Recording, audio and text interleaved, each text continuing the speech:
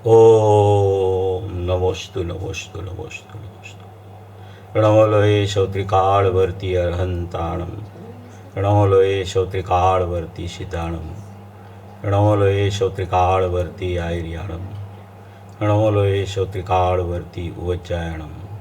नमो लोये श्रोत्रिकाळवर्ती शवशामुणम्। ओंकार बिंदु संयुक्तं नित्यं ध्यायन्ति योगिनः। कामदं मोक्षदं चैव ओंकाराय नमो नमः। मंगलम भगवान वीरो मंगलम गौतमो गणी। मंगलम कुंदकुंदार्यो जैनधर्मोस्तु मंगलम। सर्वमंगल मांगल्यम सर्वकल्याणकारकम। प्रधानम सर्वधर्माणं जैनम जयतु शासनम। नमः शवैशाराय स्वानुभूत्या चकाशते। चिस्वभावाय भावाय सर्वभावांतरच्छिदे। एगो में शाश्वतोपा ज्ञान दर्शन लक्षणों। शेषा में बाहिरा भावा शव्य संयोग लक्षणा। ओम श्री नमः नमः नमः। कुंदकुंद आचार्य देव द्वारा रचा हुआ ये समयसार जी परमागम शास्त्र है। उनकी कर्ता कर्म अधिकार की 69-70 गाथा पर अपन ने पिछले संडे को मात्र उसका स्टार्टिंग किया था, क्योंकि उस टाइम पे एक कलश चला था। उसके बाद में ये गाथा शुरू करनी थी। अभी ये 69-70 गाथा है, वो कर्ता कर्म अधिकार शुरू हो रहा है। तो कुंदकुंद आचार्य देव ने वो कर्ता कर्म अधिकार में पूरा अधिकार में क्या आने वाला है उसका पूरा स्वरूप ये 69-70 गाथा में बताया है। 69-70 गाथा में 3 प्रकार के संबंध की चर्चा आती है। अनादिकाल से अज्ञानी जीव जो है वो या तो पर का अपने को कर्ता मानता है, या तो अपना विभाव परिणाम को अपना कर्ता मानता है। इसलिए वो सम्यक प्रकार से अपनी दृष्टि स्वभाव पर करके ज्ञान का कर्ता हो नहीं सकता। सचमुच में तो ज्ञान का कर्ता होना चाहिए। राग का या परद्रव्य का कर्ता तो सचमुच में कोई जीव होता नहीं है, मगर उसकी मान्यता में अनादि से ऐसी भ्रांति चलती है कि मैं कर्म का करता हूँ या तो मैं राग का करता हूँ। ऐसी भ्रांति को तोड़ने के लिए यहाँ ये 69-70 गाथा में बहुत सुंदर चर्चा 3 प्रकार का संबंध की चर्चा करके वो ज्ञान और आत्मा का संबंध बता के उसको आश्रवों से कैसे निवृत्ति हो जाए, कैसे आश्रवों से विभक्त हो जाए और अपने ज्ञायक भाव में कैसे माने आरूढ़ हो जाए, उसकी पूरी चर्चा यहाँ ये 69-70 गाथा में आचार्य भगवान ने लिखी है। 69-70 गाथा में पहला हेडिंग है, वहाँ वो कहना चाहते हैं कि अब जब तक यह जीव आश्रव के और आत्मा के विशेष को माने अंतर को नहीं जाने, आत्मा और आश्रव उसका अंतर माने कि उसका भेद, विशेष अंतर ऐसा शब्द आया है। माने कि अंतर विशेष माने उसका लक्षण और अंतर माने उसका भेद। जब तक आश्रव और आत्मा का विशेष अंतर को नहीं जाने तब तक वह अज्ञानी रहता हुआ आश्रव में स्वयं लीन होता हुआ कर्मों का बंध करता है। यह गाथा द्वारा आचार्य भगवान कहते हैं। ये पूरी आत्मा और आश्रव के भेद ज्ञान की गाथा है। अनादि से जीव की पर्याय में आश्रव भाव प्रकट होता रहता है बहिर्लक्ष्य से। वो बहिर्लक्ष्य उसका कैसे छूट जाए और अंतर्लक्षी परिणमन कैसे हो जाए, उसके लिए यहाँ ये गाथा कही जाती है। देखो गाथा पहले मैं पढ़ता हूँ। जावण वेदि विशेषंतरम तू आदाशवाण दोहंपी अर्णाणि तावदूषो कोहादिषु वट्टदे जीवो कोहादिषु वटन्तस्य तस्य कम्मस्य संचयो होदि जीवस्येव बन्धो पणिदो खलु सवदरीसी। रे आत्म आश्रव का जहाँ तक भेद जीव जाने नहीं, क्रोधादि में स्थिति होय है अज्ञानी ऐसे जीव की। जीव वर्तता क्रोधादि में तब कर्म संचय होय है, सर्वज्ञ ने निश्चय कहायो बंद होता जीव के। देखो उसका गाथार्थ पढ़ते हैं।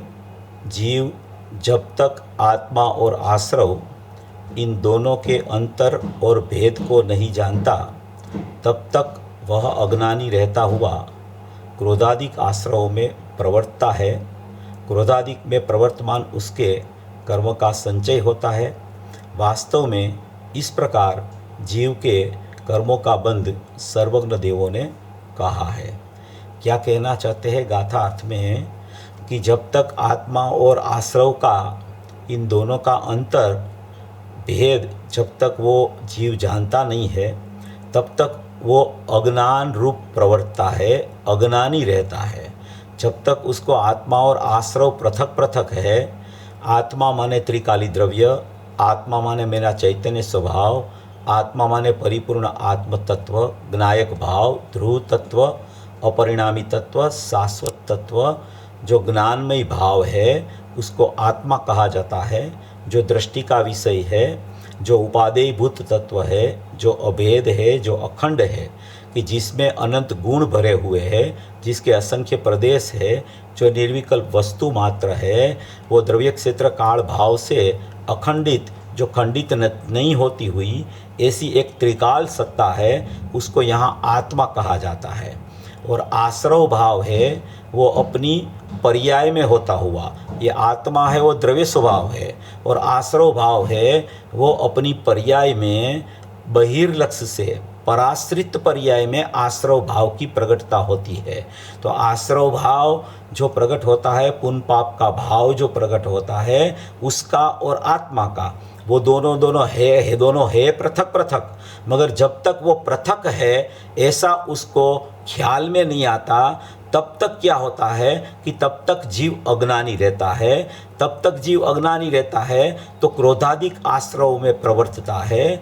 क्रोध, मान, माया, लोभ ऐसे चार प्रकार के जो कसाय है, वो क्रोध मान माने द्वेष भाव, माया लोभ माने राग भाव, तो द्वेष और रागादि भाव में वो प्रवर्तता रहता है। जब तक आत्मा और आश्रव का भेद नहीं जानता है, तब तक वो क्रोधादिक आश्रव में प्रवर्तता रहता है। क्रोधादिक में प्रवर्तमान उसके कर्म का संचय होता है। वो क्रोधादि में जब तक प्रवर्तता रहता है, तब तक उसको कर्म का बंध होता है। वो जड़ कर्म का बंध भी क्रोधादिक का निमित्त नैमित्तिक संबंध से देखो तो वो आश्रव भाव निमित्त है, और क्रोधादिक कर्म भाव अपना उपादान नैमित्तिक भाव से होता है। और उसको उपादान से देखो तो कर्म कर्म की सत्ता में स्वयं बनते हैं, आश्रव आश्रव की सत्ता में स्वयं होता है। आत्मा त्रिकाली उपादान अपने में ज्ञान स्वभाव में स्थित है।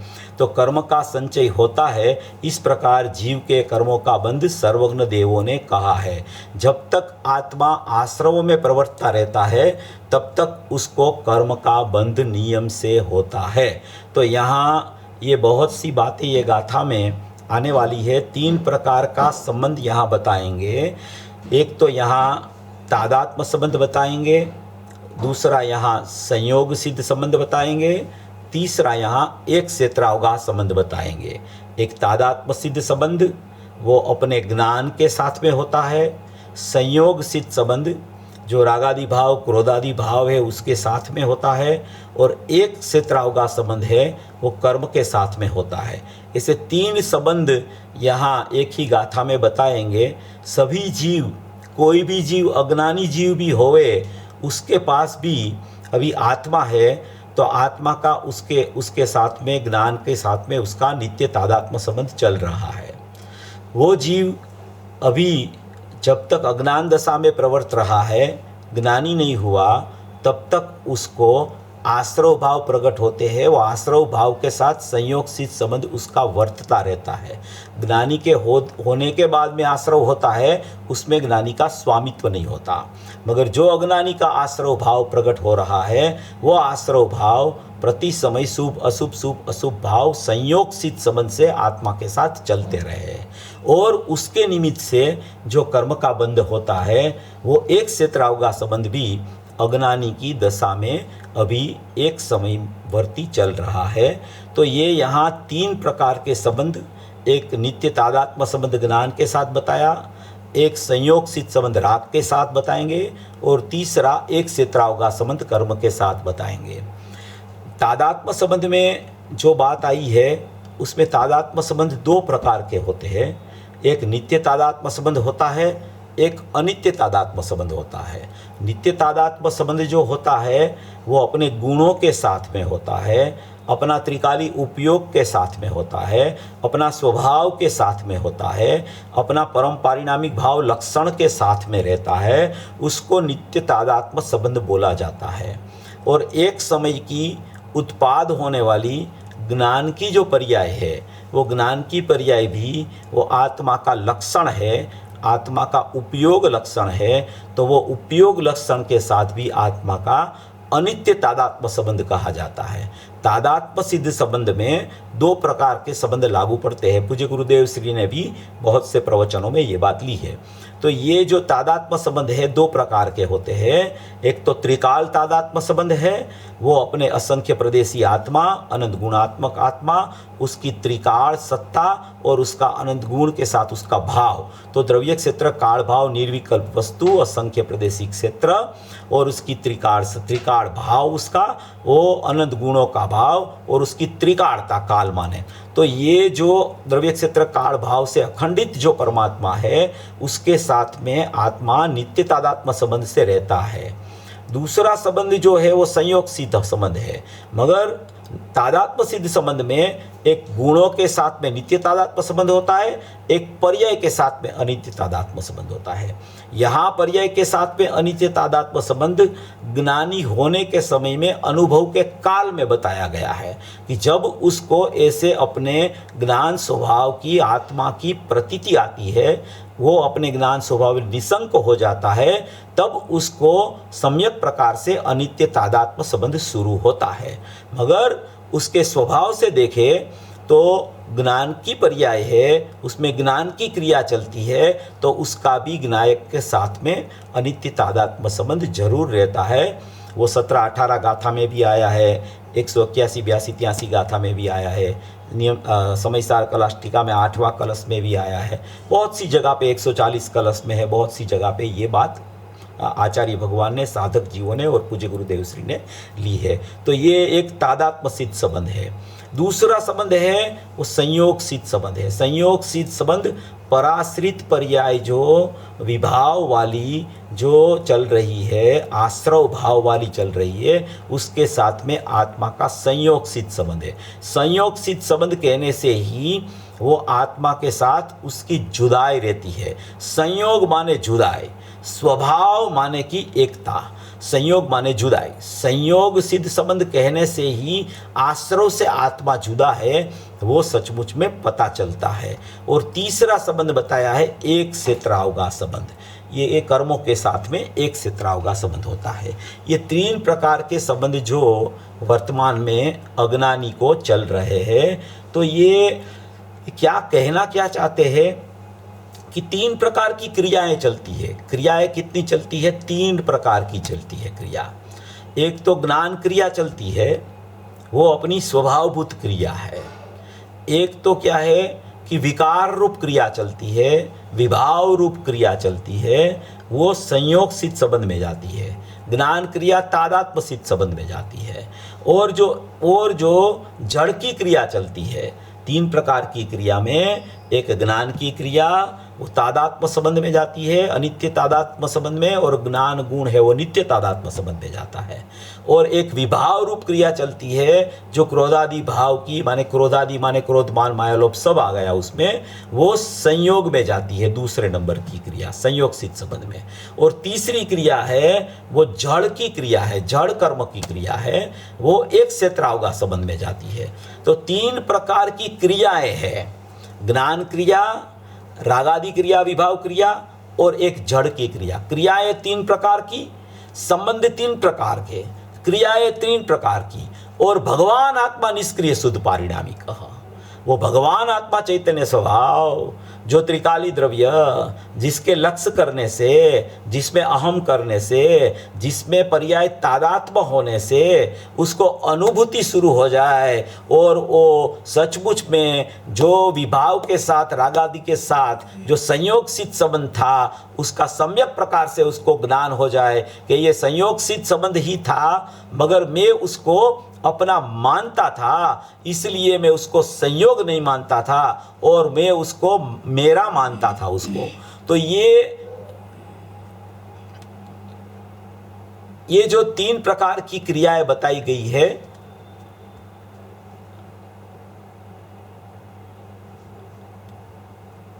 तो इस प्रकार से 3 प्रकार की क्रियाएं बताई गई इसमें। तो ये अभी टीका में देखो उसका विस्तार आया है। सबसे पहले ये टीका में अमृतचंद्र आचार्य देव ने ये पूरी अस्थि से बात उठाई है।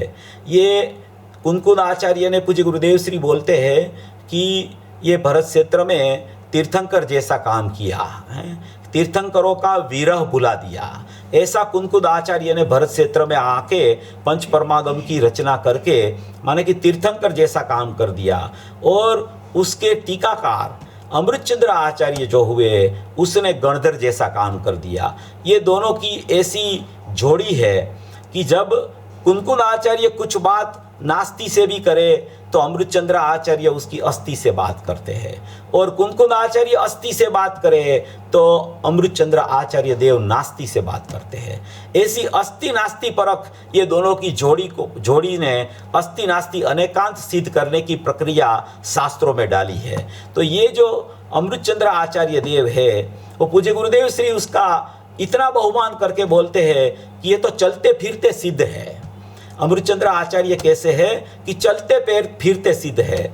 उसकी इतनी तिखास है ये उसकी टीका में, समयसार परमागम की टीका जो उसने रचना की, उसमें इतनी गहराइयाँ और इतनी सूक्ष्मता भर दी है कि अगर जीव उसको अगर पहचाने तो उसको पता चले कि सचमुच में ये अमृतचंद्र आचार्य ने तो कमाल कर दिया है। उसकी पहचान कराने वाले अपने धर्मपिता पूज्य गुरुदेव श्री कांजी स्वामी अपने को मिले, तो उसने 45 साल तक ये सब शास्त्रों का अंतरंग में सूक्ष्म अध्ययन करके ये पूरा स्पष्टीकरण अपने सामने रख दिया।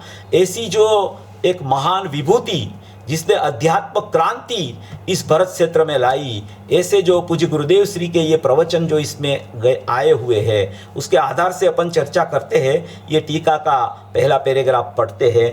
पहले इसमें अमृतचंद्र आचार्य देव ने यहाँ नित्य तादात्म्य सिद्ध संबंध को सिद्ध किया है, क्योंकि ये संयोग सिद्ध संबंध, एक सहस्त्रावगा संबंध जो चल रहे हैं उस पर से दृष्टि कैसे हटे, उस पर से अपना ज्ञान कैसे वहां से दूर होके अपने ज्ञायक की तरफ चला जाए, उसकी प्रक्रिया उसने पहले बताई है। वो प्रक्रिया क्या है, वो कैसी ज्ञान क्रिया को समझ में लेवे तो वो संयोग सिद्ध संबंध जो राग के साथ चलता है वो संयोग सिद्ध संबंध की एकत्व बुद्धि टूट जावे, माने कि संयोग रह जावे राग का मगर उसकी एकत्व बुद्धि टूट जावे। क्योंकि राग तो यथाख्यात चारित्र होने तक रहता है, मगर चतुर्थ गुण स्थान में वो राग संयोग संबंध है, ऐसा वास्तविक में ज्ञान की अनुभूति से ख्याल आ जाता है कि मेरी क्रिया तो ज्ञान क्रिया ही है, मेरी क्रिया कोई विकार क्रिया, विभाव क्रिया वो मेरी क्रिया नहीं है। जड़ की क्रिया तो प्रत्यक्ष पृथक है,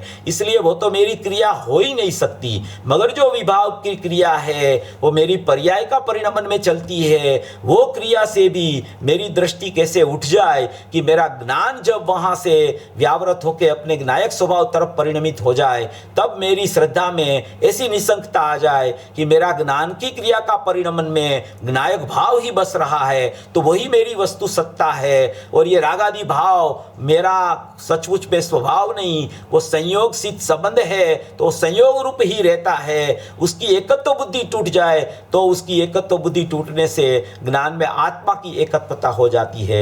इसकी पहले यहाँ चर्चा अमृतचंद्र आचार्य देव ने शुरू की है। ये टीका में लिखा है, जैसे यह आत्मा जिनके तादात्म्य सिद्ध संबंध है, ये मूल गाथा पढ़ रहा हूं मैं, जैसे यह आत्मा जिनके तादात्म्य सिद्ध संबंध है, ऐसा आत्मा और ज्ञान में, आत्मा और ज्ञान माने कि ज्ञान माने ज्ञान स्वभाव, अनंत गुणों के साथ में रहता हुआ एक ज्ञान, ऐसा आत्मा और ज्ञान में विशेष अंतर भिन्न लक्षण न होने से, माने कि ज्ञान और आत्मा में विशेषांतर जो ऊपर मूल गाथा में आया है, विशेषांतर जो मूल गाथा में आया है, उसका अर्थ यहाँ करते हैं कि विशेष अंतर जो है माने कि विशेष माने तफावत लक्षण और अंतर माने भेद, तो आत्मा और ज्ञान में विशेष अंतर भिन्न लक्षण न होने से उनके भेद को न देखता हुआ, उनके भेद को माने पृथकत्व को न देखता हुआ निसंकतया ज्ञान में आत्मपने से प्रवर्तता है। क्या कहते हैं कि जो जीव, जैसे यह आत्मा अपना ज्ञायक भाव, अपना चैतन्य स्वभाव, अपना भगवान आत्मा, अपना परम पारिणामिक भाव लक्षण वाला चैतन्य सत्ता वाला ध्रुव परमात्मा, जो ध्रुव परमात्मा को अघटित घाट बोला गया कि जिसको किसी ने बनाया नहीं है, वो स्वयंभू परमात्मा है, वो अनादि अनंत है। जैसा पूर्व में था वैसा ही वर्तमान में है, वैसा ही अनंत काल रहने वाला है। ऐसी एक शाश्वत चीज है, शाश्वत वस्तु मात्र है, वो एक रूप वस्तु है, वो अभेद वस्तु है, वो अखंड वस्तु है, वो चैतन्य सत्ता है, वो मेरी ध्रुव सत्ता है, उसमें कोई उत्पाद व्यय नहीं होता। ऐसी एक ध्रुव सत्ता, ऐसी एक शाश्वत सत्ता, ऐसी एक अभेद सत्ता जो सचमुच में उपादेयभूत वस्तु है, उसको यहाँ आत्मा कहा गया। वो आत्मा और ज्ञान में, आत्मा और ज्ञान माने उसका स्वभाव, स्वभाव माने उसका गुण, गुण माने अनंत गुणात्मक भगवान आत्मा, उसमें उसका असाधारण लक्षण जो ज्ञान है। क्योंकि असाधारण लक्षण ज्ञान को क्यों बोला जाता है? क्योंकि आत्मा में अनंत गुण होने पर भी कोई गुण एक अपने को भी सचमुच में नहीं जानता। श्रद्धा को पता नहीं कि मेरा स्वरूप क्या है, चारित्र को पता नहीं मेरा स्वरूप क्या है। ऐसे जो आचार्य भगवान ने 47 शक्ति लिखी, वैसे अनंत गुण है आत्मा में। वो कोई गुण में ऐसी शक्ति नहीं कि वो अपने को जाने और दूसरे गुण को भी जाने। एक ज्ञान गुण में ऐसी शक्ति है, एक ज्ञान में ऐसा असाधारण लक्षण है। जानना जानना जानना जानना जानना कि अनंत गुणों को भी जानता है, अपने ज्ञायक को भी जानता है, विभाव कैसे वर्तता है उसको भी जानता है, लोकालोक को जानने का सामर्थ्य अपना ज्ञान में पड़ा है। इस ऐसा जो अपना ज्ञान है वो आत्मा में ठसोठस भरा हुआ है। माने कि कोई क्षेत्र आत्मा का ऐसा नहीं है जहां ज्ञान न हो। इसके लिए आत्मा और ज्ञान में कोई विशेष अंतर माने कि लक्षण का भेद, या तो कोई लक्षण अलग अलग, या तो कोई भेद आत्मा और ज्ञान में ऐसा नहीं होता।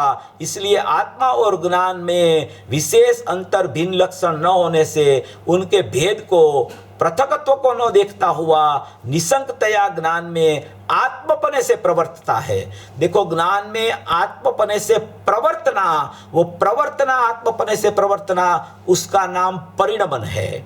और आत्मा और ज्ञान को एक रूप देखना, अभेद देखना, नित्य तादात्म स्वरूप देखना, ज्ञायक भाव में अनंत गुण भरे हुए ऐसा अखंड ज्ञायक भाव को देखना, ऐसा अपना भूतार्थ स्वभाव को देखना, उसको नित्य तादात्म सिद्ध संबंध ज्ञान के साथ बोला जाता है।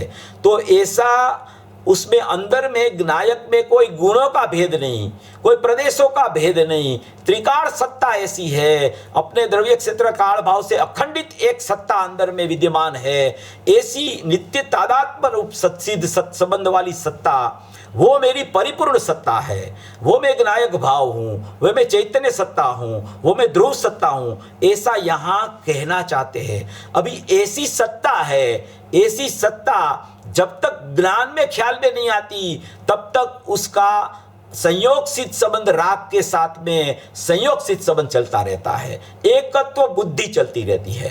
राग ही मेरा है, उसका ही मैं करता हूं, वो मेरे कारण ही हो रहा है, और उसकी कर्ता बुद्धि का प्रकरण राग का संयोग सिद्ध संबंध में अनादि से चल रहा है। वो अज्ञानी जीव अपने को विभाव का कर्ता अनादि से मान रहा है। वो क्यों मान रहा है? क्योंकि ये अपनी नित्य तादात्म्य स्वरूप वाली अभेद सत्ता है, उसकी उसको पहचान नहीं हुई, उसका नित्य तादात्म्य सिद्ध संबंध है, उसके ख्याल में नहीं आया। इसलिए अमृतचंद्र आचार्य देव ने सबसे पहले यहाँ ये नित्य तादात्म्य सिद्ध संबंध की चर्चा उठाई, क्योंकि ये अनादि से संयोग सिद्ध संबंध तो आत्मा का राग के और क्रोध आदि भावों के साथ चल रहा है। अभी वो चलता हुआ संबंध टूटे कैसे, उसकी मूल बात ये गाथा में कहना चाहते हैं। क्योंकि लक्षण जो होता है आत्मा का, वो लक्षण कभी अपना लक्ष्य को छोड़ता नहीं है, और लक्षण कभी अलक्ष्य के साथ अनन्य या अभेद हो सकता नहीं है। जिसको अपन लक्षण कहे तो वो लक्षण अपनी लक्ष्य रूप सत्ता को कभी छोड़ता नहीं, और वो लक्षण अलक्ष्य रूप सत्ता के साथ कभी तन्मय नहीं हो सकता। जैसे अपना ज्ञान लक्षण है, वो पूज्य गुरुदेव श्री ने आज प्रवचन में कहा था, आप सब लोगों ने सुना, आधा घंटा का प्रवचन में भी एक बात आई थी। पूज्य गुरुदेव श्री ने बताया कि भाई ये जो जीव जो है उसके पास जो अपना लक्षण है ना, देखो इसमें ये 22 नंबर का पेज पे हिंदी प्रत में है कि वितराग सर्वज्ञ परमेश्वर, बीच वाला जो पेज, बीच वाला पैराग्राफ है, वितराग सर्वज्ञ परमेश्वर जिनेन्द्र देव का यह हुक्म है प्रभु कि तू आत्मा है न, आत्मा का स्वभाव तो ज्ञान और आनंद है न, तो ज्ञान को मुख्य क्यों कहा? इसलिए कहा कि ज्ञान की पर्याय प्रकट है, आनंद की पर्याय तो अज्ञानी को प्रकट नहीं है, क्योंकि अभी उसमें तो दुख चल रहा है, उसमें तो परलक्षी भाव चल रहा है, मगर ज्ञान की पर्याय प्रकट है। इससे उसे समझना ठीक पड़ता है। ज्ञान जानना जानना जानना जानना ऐसा स्वरूप है, उसे और आत्मा को तद्रूप संबंध है, तादात्म्य सिद्ध संबंध है, तद्रूप से निश्चित स्वभाव है। उसी प्रकार आत्मा को और पुण्य पाप के भाव को तादात्म्य संबंध नहीं है, परंतु संयोग संबंध है। तो यहाँ कहना क्या चाहते हैं कि ज्ञान की पर्याय जो है, प्रगट रूप ज्ञान की पर्याय है, वो ज्ञान की पर्याय है, वो आत्मा का लक्षण प्रकट है। सब जीव के पास, अज्ञानी जीव के पास भी उपयोग लक्षण प्रकट है। तत्वार्थ सूत्र में भी आया है उपयोग लक्षणम, वो उपयोग लक्षण प्रकट है सब जीव के पास। ज्ञान की पर्याय प्रकट है, वो ज्ञान की पर्याय प्रकट है, उसका मतलब है कि पर्याय का अंश ज्ञान रूप प्रकट है। वो ज्ञान रूप अंश में ज्ञान की क्रिया चलती है, वो ज्ञान की क्रिया का जीव को पता नहीं चला। इसलिए वो क्या कहता है कि वो रागादि रूप क्रिया, विभाव रूप क्रिया, या तो जड़ की क्रिया, कर्म रूप क्रिया, उसको मेरी मान लेता है। इसलिए उसको मेरी मानने से उसकी दृष्टि वहां से छूटती नहीं है। अभी जब रागादि क्रिया होती है तब ज्ञान की क्रिया भी चलती है, तब ज्ञायक भाव भी है। तो वो ज्ञान की क्रिया में ज्ञायक भाव है, और ज्ञायक भाव ज्ञान के साथ नित्य तादात्म्य संबंध रख के अनादि अनंत पड़ा हुआ है, विद्यमान है, उसको महिमा नहीं आती। ज्ञान स्वभाव की उसको महिमा नहीं आती, उसको अपनी चैतन्य सत्ता की महिमा नहीं आती। अच्छा, ज्ञान के बिना का कोई जीव नहीं मिलेगा आपको। ज्ञान लक्षण के बिना का जगत में कोई जीव नहीं मिलेगा। राग के बिना का तो अनंत सिद्ध मिल जाएंगे हैं।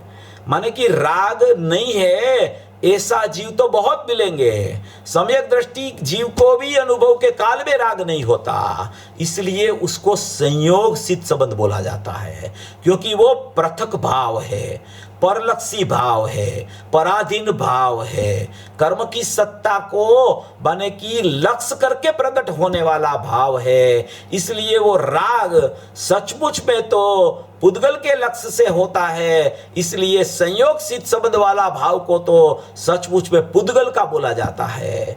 अजीव अधिकार अभी गया, कर्ता कर्म अधिकार शुरू हुआ, तो अजीव अधिकार में तो रागादि भाव को, सब भाव को माने कि अजीव में डाल दिया, मृत वो अजीव माने पुद्गल में डाल दिया। पुद्गल का परिणमन नहीं, पुद्गल ही कह दिया।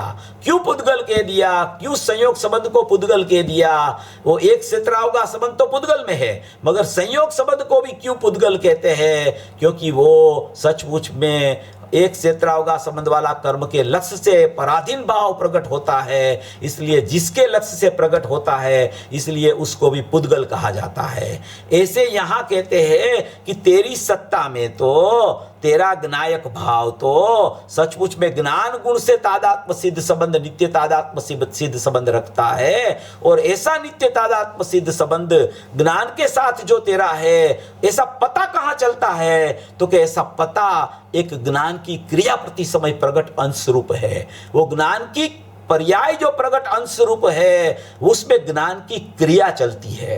वो ज्ञान की क्रिया है, वो अज्ञानी को भी ज्ञान की क्रिया चलती है। वो ज्ञान की क्रिया सचमुच में स्वभाव भूत लिखा है यहाँ। स्वभाव भूत का माने मतलब क्या है? भूत माने होने रूप है, थवा रूप नहीं, होवा रूप। भूत माने होवा रूप है, रूप माने थवा रूप, भूत माने होवा रूप। तो ज्ञान क्रिया स्वभाव भूत होने से ज्ञान की क्रिया और ज्ञायक भाव ऐसा नित्य तादात्म्य संबंध गुणों के साथ और अनित्य तादात्म्य संबंध ज्ञान की पर्याय के साथ वो भी अनादि अनंत चलता है जीव को, अनादि अनंत। उसको कोई उसमें विक्षेप नहीं कर सकता, कोई उसमें सचमुच में भेद भी नहीं कर सकता, क्योंकि ज्ञान आत्मा का लक्षण है, ज्ञान आत्मा का स्वभाव है। एक तो त्रिकाल स्वभाव गुणों को और त्रिकाल उपयोग को कहा जाता है, और एक वर्तमान स्वभाव लक्षण रूप ज्ञान की पर्याय को कहा जाता है। इसलिए ज्ञान की पर्याय भी अनित्य तादात्म्य संबंध से अपने आत्मा से अनन्य होके परिणमती है ज्ञान क्रिया। तो वो जो 17-18 गाथा में लिया ने, तो पूज्य गुरुदेव श्री को 18वीं बार के प्रवचन में वो रामजी बापू जी ने प्रश्न किया कि आत्मा कहाँ कभी संयोग सिद्ध संबंध रूप परिणमता है? आत्मा तो अनादि से ज्ञान रूपी परिणमा है, आत्मा संयोग सिद्ध संबंध रूप तो कभी परिणमा ही नहीं है, वो तो ज्ञान रूपी परिणमन कर रहा है। क्योंकि वहाँ पूज्य गुरुदेव श्री ने 18वीं बार के प्रवचन में, देखो ये सब बार के प्रवचन गुरुदेव के सुनने चाहिए, तो उसमें बहुत सा रहस्य अपने को एक गाथा का मिलता है। तो 18वीं बार के प्रवचन में पूज्य गुरुदेव श्री ने ये 17-18 गाथा को आगे करके वहाँ ये बात उठाई कि सभी जीव को, बाल गोपाल सबको अपनी ज्ञान की प्रगट रूप अंश पर्याय में अनित्य तादात्म्य संबंध रूप से ज्ञायक भाव ही जानने में आ रहा है। वो ज्ञान लक्षण है, वो अपने ज्ञायक को कभी छोड़ता नहीं। ज्ञान ही सचमुच में तो वास्तविक आत्मा का लक्षण है, वो प्रगट रूप लक्षण है। वो प्रगट रूप लक्षण से अप्रगट रूप चैतन्य स्वभाव तरफ जा सकते हैं।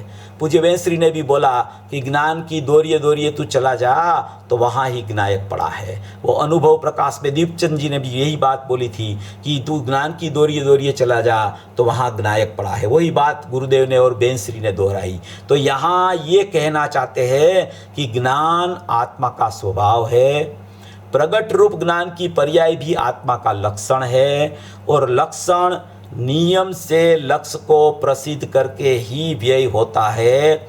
ऐसा जो नहीं मानता है उसको राग के साथ एकत्व बुद्धि रूप संयोग सिद्ध संबंध होता है। और ऐसा जो ज्ञान रूप ही आत्मा परिणम रहा है, ज्ञान में आत्मा ही जानने में आ रहा है, वहां पूज्य गुरुदेव श्री ने तो बहुत, ये 17-18 गाथा में इतनी बातें ली। आप 116 नंबर का प्रवचन है 18वीं बार का और 117 नंबर का आप लोग सुन लेना। उसमें वो जाननहार भी कैसे जानने में आता है, और सभी जीव को, बाल गोपाल सबको आत्मा ज्ञान में जानने में ही आ रहा है, मगर उसको विश्वास नहीं आता। उसको विश्वास क्यों नहीं आता? क्योंकि उसको ज्ञान की पर्याय में माने कि राग का ही ज्ञान हो रहा है, और नायक का भी ज्ञान हो रहा है, राग का भी ज्ञान हो रहा है। ऐसी ज्ञान की पर्याय का स्वपर प्रकाशक स्वभाव है। ऐसा स्वपर प्रकाशक स्वभाव होने पर भी उसको राग का जो ज्ञान हो रहा है, राग का जो प्रतिभास हो रहा है, उसके ऊपर उसका लक्ष्य है, तो उसकी एकत्व बुद्धि संयोग सिद्ध संबंध वाले राग के साथ ही चलती है।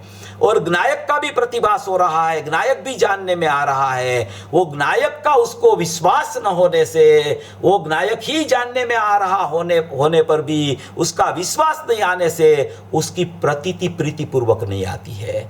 इसलिए उसको संयोग सिद्ध संबंध जो चल रहा है, उसकी एकत्व बुद्धि अनादि से उसको चल रही है। ये अनादि की एकत्व बुद्धि कब टूटे उसको? कि जब उसको सचमुच में ये नित्य तादात्म्य संबंध और अनित्य तादात्म्य संबंध वास्तविक में उसको ख्याल में आ जाए कि मेरा ज्ञायक में से तो उसका ध्रुव प्रवाह अंदर में से आता आता नित्य तादात्म्य संबंध में ध्रुव प्रवाह अंदर चल रहा है, चैतन्य का नूर का पूर्व अंदर में चल रहा है। ज्ञायक भाव जो अपरिणामी वस्तु है, वो ध्रुव सत्ता है, वो शाश्वत सत्ता है, उसमें भी एक ऐसा स्वभाव है, वो जागृत देव है, वो जागता हुआ देव है।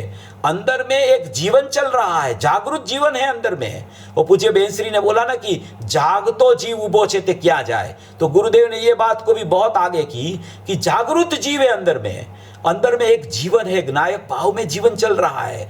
मात्र पर्याय में ही जीवन है ऐसा नहीं है, पर्याय में क्रिया रूप जीवन है, मगर वो क्रिया में उसको राग आदि की क्रिया ही दिखने में आती है, ज्ञान की क्रिया नहीं दिखती। वो ज्ञान की क्रिया क्यों नहीं दिखती? क्योंकि अंदर में ज्ञायक भाव में एक जीवन चल रहा है, शाश्वत जीवन अंदर चल रहा है। वो धबकता ध्रुव है अंदर में, वो कोई शुष्क नहीं पड़ा है, अपरिणामी है, अखंड है, कुटस्थ है, ध्रुव है, तो ऐसी शुष्कता नहीं है उसमें एक जीवन चल रहा है। ज्ञान दर्शन त्रिकाल उपयोग रूपी अंदर में एक जानना देखना, ऐसा एक स्वभाव अंदर में पड़ा है, ऐसा जीवन चल रहा है। वो जीवन चल रहा है ध्रुव का पूर्व, चैतन्य का नूर का पूर्व, ऐसा स्वभाव में से उसकी एक ज्ञान की पर्याय में ज्ञान की क्रिया प्रकट होती है, अंश रूप। वो स्वभाव का अंश प्रकट होता है, वो स्वभाव का अंश में ज्ञान की क्रिया चलती है। वो ज्ञान की क्रिया वो अंदर से आई, वो ज्ञान की क्रिया प्रकट रूप हुई, वो उसको ज्ञान की पर्याय बोली जाती है। वो ज्ञान की पर्याय आत्मा का लक्षण बोला जाता है, राग को लक्षण नहीं बोला जाता, श्रद्धा को भी सचमुच में लक्षण नहीं बोला जाता। क्योंकि प्रकट होने पर राग और श्रद्धा तो बहिर्लक्ष्य से परिणमता है, तो वो तो औदयिक भाव रूप चलते रहते हैं।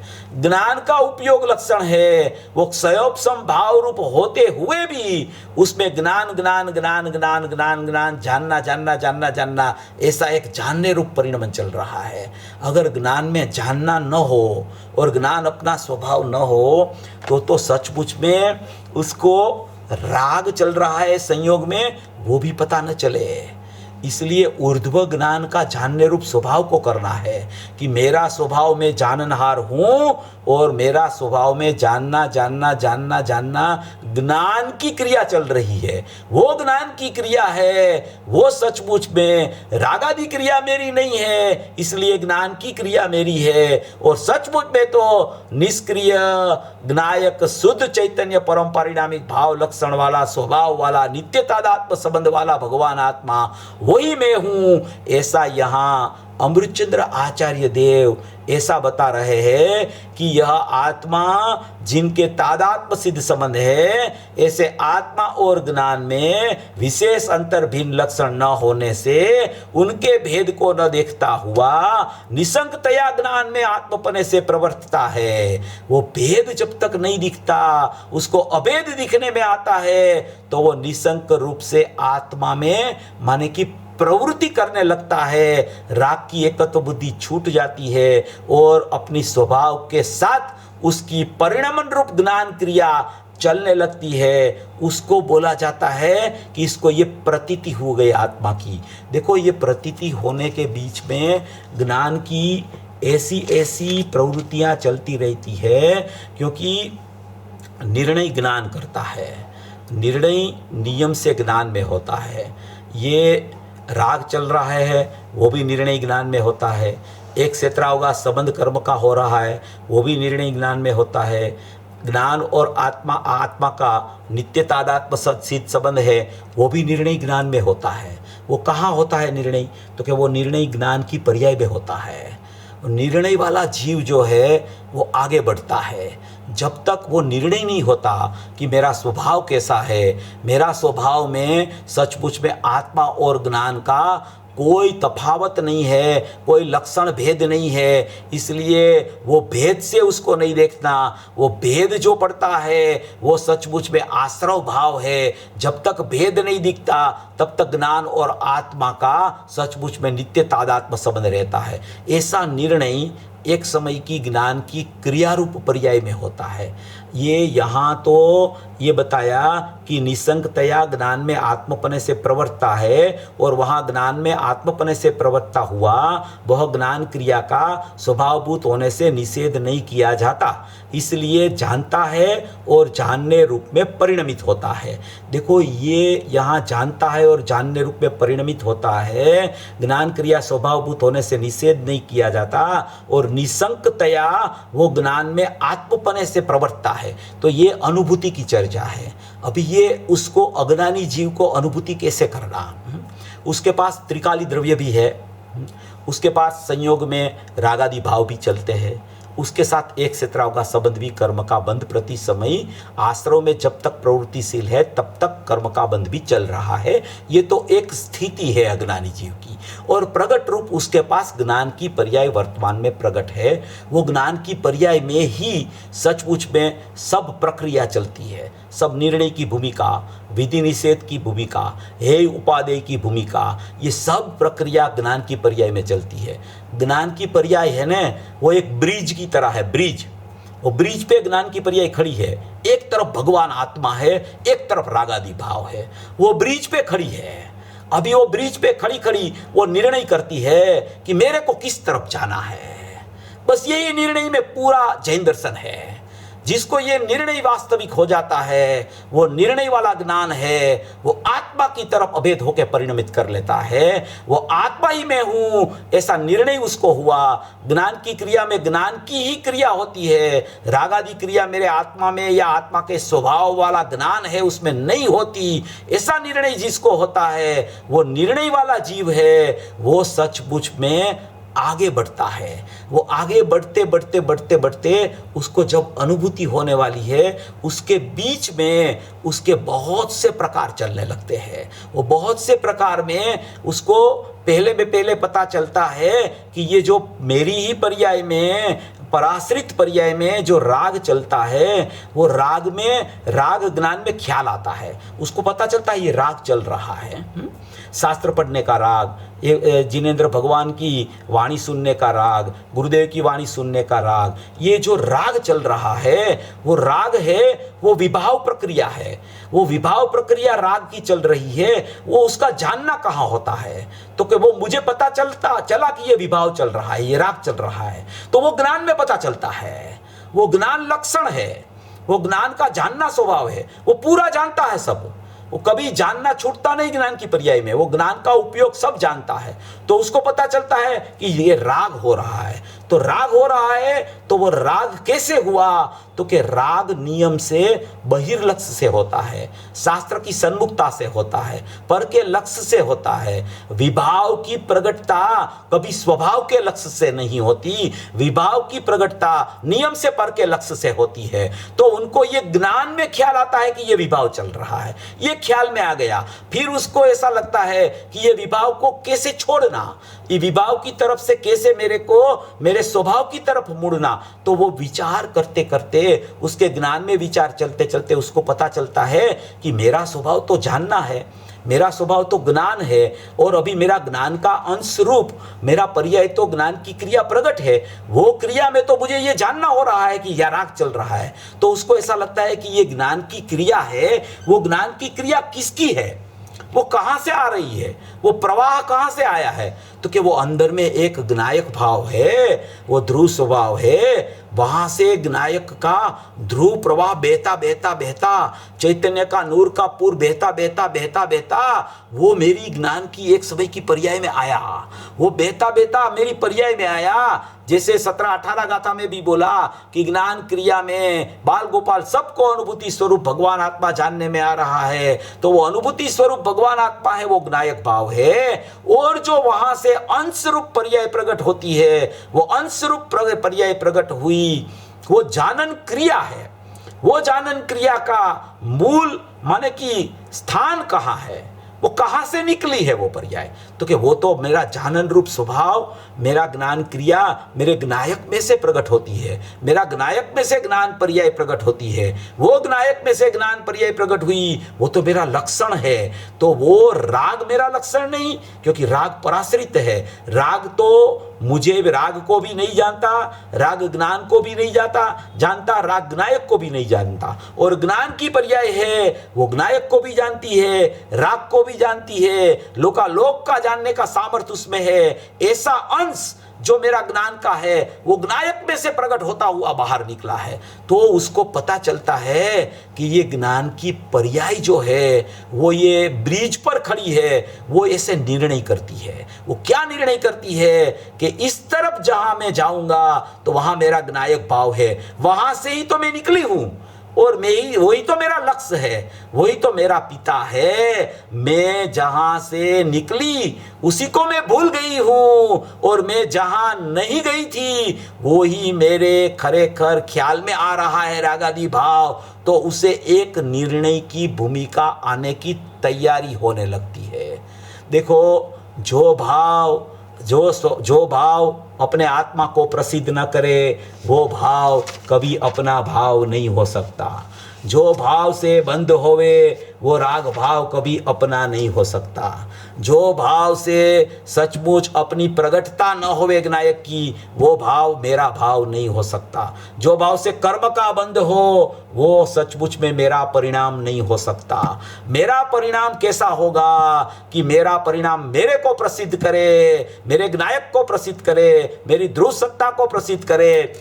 सचमुच में तो वही मेरा परिणाम है। तो वो कौन सा परिणाम है जो ध्रुव को प्रसिद्ध करता है? तो कि वो ज्ञान का अंश जो है, वो ज्ञान का अंश मेरे ज्ञायक को प्रसिद्ध करता है, क्योंकि वो ज्ञायक में से निकला हुआ अंश है। वो सचमुच में कोई विभाव में से, संयोग में से, राग में से नहीं आया, इसलिए वो अंश सचमुच में मेरा अंशी को प्रकट करता है। क्योंकि मेरा अंशी में मेरा जानना स्वभाव, ज्ञायक भाव नित्य तादात्म्य रूप से पड़ा है। ऐसी मेरी एक सत्ता, ध्रुव सत्ता, अनादि अनंत सत्ता, परम परिणामिक भाव लक्षण वाली सत्ता, वो अनादि से बच गई है।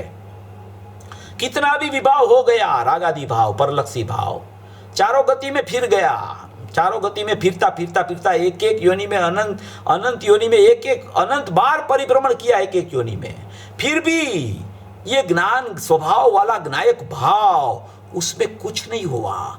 ऐसा एक स्वभाव मेरा चैतन्य सत्ता, मेरा ज्ञायक सत्ता जो नित्य तादात्म्य संबंध रूप से पड़ा है, ऐसा मेरा जो एक ज्ञायक भाव विद्यमान है, वो ध्रुव सत्ता विद्यमान है। ऐसा निर्णय ज्ञान की पर्याय करती है कि मैं तो एक ज्ञायक सत्ता हूं, उसी में से मेरा अंश निकलता है, वही मेरा लक्ष्य है जहां से लक्षण आया है।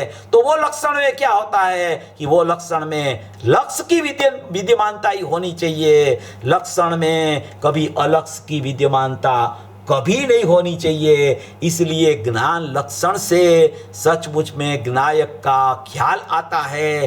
ज्ञान लक्षण सभी के पास है, क्योंकि ज्ञान लक्षण के बिना का कोई जीव नहीं होता है। श्रद्धा में प्रतीति तो ज्ञान जब निर्णय करता है, ज्ञान निर्णय करके अपना ज्ञायक को माने कि ज्ञान निर्णय करके अपना ज्ञायक के प्रति समर्पित होने के लिए तैयारी करता है, तब श्रद्धा में मिथ्यात्व का गलना शुरू होता है। तब तक तो श्रद्धा में सचमुच में मिथ्यात्व चलता रहता है। जब ज्ञान परोक्ष अनुभूति कर लेता है कि मेरे ज्ञान में तो जाननहार ही जानने में आ रहा है, ज्ञायक भाव ही जानने में आ रहा है, ऐसा लक्ष्य का निर्णय करता है, उस समय भी ऐसी परोक्ष अनुभूति ज्ञान कर लेता है, तब भी सचमुच में श्रद्धा में तो अभी मिथ्यात्व चल रहा है। मिथ्यात्व गला है मगर मिथ्यात्व टला नहीं है। इसलिए ज्ञान की कोई विशेषता है, क्योंकि ज्ञान लक्षण है और ज्ञान लक्षण कभी ज्ञायक को छोड़ता नहीं है। ऐसा जब ज्ञान लक्षण में अपना ज्ञायक का निर्णय होता है, तब उसको सचमुच में वास्तविकतया ज्ञायक भाव कैसा है और रागादि भाव कैसे पृथक है, वो कैसे संयोग सिद्ध संबंध है, ऐसा उसकी निसंकता उसको आत्मा स्वभाव की आने लगती है। ऐसा निर्णय वाला जीव है, वो अपने स्वभाव को वो निर्णय करके छोड़ता ही नहीं है। वो आगे बढ़ता बढ़ता बढ़ता बढ़ता वो निर्णय उसका आगे बढ़ता रहता है। प्रति समय निर्णय की दृढ़ता चलती रहती है। वो निर्णय में मैं ही ज्ञायक हूँ, मैं ही चैतन्य सत्ता हूँ, मैं ही जाननहार हूँ, मेरे ज्ञान में जाननहार ही जानने में आ रहा है, ज्ञायक भाव ही जानने में आ रहा है। ये सब बातें पूज्य गुरुदेव श्री ने 18वीं बार में, 15वीं बार में, 19वीं बार में फरमाई है। ये सब मैं जो बोल रहा हूँ ये सब बातें उसमें है। आप सुनना गुरुदेव का प्रवचन। ये गुरुदेव इतना स्पष्टीकरण करते हैं, इतना स्पष्टीकरण करते हैं कि आत्मा की अनुभूति बहुत सरल है। क्यों सरल है? कि जहां से अनुभूति होती है और जिसके आश्रय से अनुभूति होती है, तू तो वहां ही खड़ा है, मगर तू वहां से विचार नहीं करता और तू दूर से विचार करता है, संयोग सिद्ध संबंध से विचार करता है, एक क्षेत्रावगा संबंध से विचार करता है। इसलिए तेरी विचार दशा तेरा लक्षण तक नहीं पहुंचती है। जब तू लक्षण से विचार करना शुरू करता है तो लक्षण वाला विचार सीधा लक्ष्य में चला जाता है। तो तुझे निशंकपणे ऐसी आत्मद्रव्य में प्रवर्तने की प्रवृत्ति होने लगती है और वो प्रवृत्ति को यहाँ कहा गया है कि ज्ञान क्रिया स्वभावभूत होने से उसका निषेध नहीं हो सकता। देखो, ज्ञान ऐसा निर्णय करता है, जीव का जीवत्व ज्ञान को कराता है, जीव की सत्ता को प्रसिद्ध ज्ञान करता है, औदैहिक भाव का निषेध करके ज्ञायक भाव का विधि में ज्ञान ले जाता है। हे रूप ज्ञेय है राग, उसको हे रूप ज्ञेय जान लेता है और उपादेय रूप ज्ञेय मेरा भगवान आत्मा है, ऐसा ज्ञान निर्णय करता है।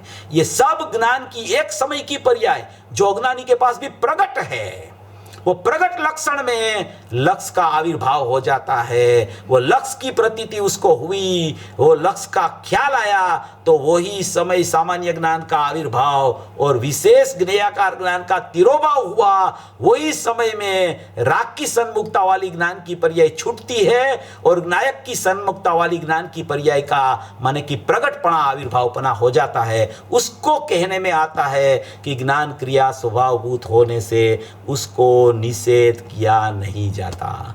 दूसरी गाथा में भी समय सार में पहले दूसरी गाथा में लिया है कि एक ही समय किसको कहते हैं कि जानना और परिणमना एक समय में जो करे उसको समय कहा जाता है। बाद में वो स्व की तरफ जाए तो स्व समय, पर की तरफ जाए तो पर समय। मगर समय क्या है कि जानना और परिणमना एक समय में एकत्व पूर्वक दो क्रिया एक समय में करे, उसको सचमुच में समय कहा गया। तो यहां भी यही बात है कि जानने रूप और सचमुच में परिणमन रूप ये क्रिया ज्ञान की परिणमती है।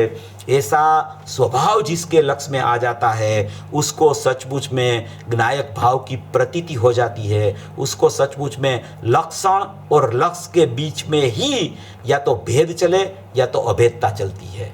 वो फिर संयोग सिद्ध संबंध को याद ही नहीं करता, क्योंकि वो तो परलक्षी भाव है, उसकी तरफ जाता ही नहीं। इसलिए यहाँ अमृतचंद्र आचार्य देव ने सबसे पहले में पहले तादात्म्य सिद्ध संबंध आत्मा और ज्ञान के साथ में, उसमें कोई विशेष अंतर की भेद नहीं है, ऐसा पृथकत्व को न देखता हुआ निसंगतया ज्ञान में आत्मपने से प्रवर्तता है, और वहां ज्ञान में आत्मपने से प्रवर्तता हुआ वह ज्ञान क्रिया का स्वभावभूत होने से निषेध किया नहीं जाता। तो बहुत से दृष्टांत आते हैं, सूर्य का दृष्टांत भी आता है कि सूर्य में से प्रकाश निकला है, तो प्रकाश निकला वो तो सूर्य का प्रकाश है ना, तो सूर्य का प्रकाश सूर्य से अलग होता है क्या? वो कभी नहीं अलग हो सकता। और सूर्य का प्रकाश किसको प्रसिद्ध करे?